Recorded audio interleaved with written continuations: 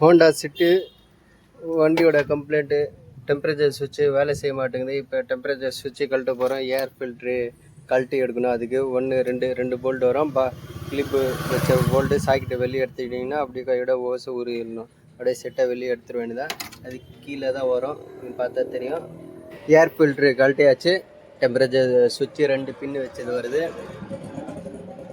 2 பின்னு socket. இந்த socket தான் வந்து ப்ரெஸ்ஸிங் டைப்பு. லாக் ப்ரெஸ் பண்ணிவிட்டு வெளியே எடுக்கணும். அதே மாதிரி தெர்மாஸ்டார்டர் வால்வு இருக்கான்னு செக் பண்ணுறதுக்கு ப்ரெஸ்ஸிங் கிளிப்பு கழட்டிடணும். இந்த கிளிப்பை கழட்டிட்டோன்னா வால்வு இருக்கான்னு நம்ம செக் பண்ணிக்கலாம். இப்போ நம்ம சுவிட்சு ஓஸ் எல்லாம் வெளியே எடுத்துடலாம். சுவிட்சு கழட்டி வெளியே எடுத்தாச்சு.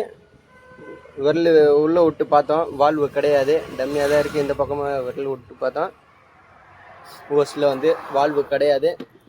வால்வு வெளியே எடுத்திருக்காங்க. இப்போ நம்ம என்ன பண்ணோன்னா வந்து கழட்டின மாதிரியே திருப்பி வந்து ஓஸு போட்டுருந்தோம். அதே மாதிரி சுவிட்சு புதுசு போட்டுடலாம். எல்லாம் ஃபிட்டிங் பண்ணியாச்சு, வண்டியை அனுப்பிடலாம்.